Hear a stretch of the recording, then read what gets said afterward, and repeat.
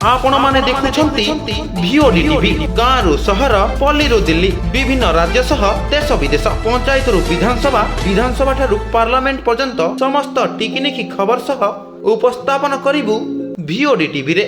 नमस्कार, आपण मानकु स्वागत करूअछि भिओडी टीवी तरफरु। मो सुशांत पाढ़ी।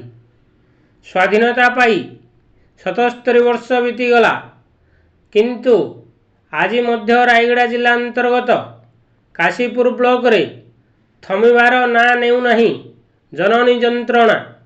एही परिदृश्य देखिबाकु मिली अछि रायगड़ा जिला काशीपुर ब्लॉक रो अधिकांश ग्राम रे पक्का सड़क नथिबारु एम्बुलेंस गाँ को पहुँची पारु नहीं। एहीपरि जननी जंत्रणा काशीपुर ब्लॉक पई नीतिदिनिया होई गलानी।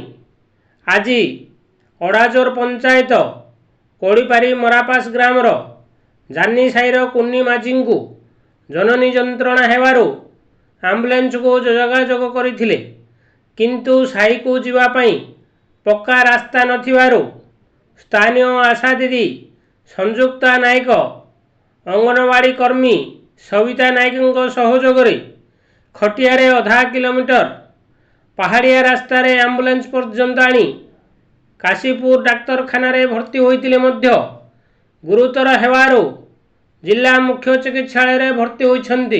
रायगड़ारू जोगेश्वर दासଙ୍କ रिपोर्ट भिओडी टीवी।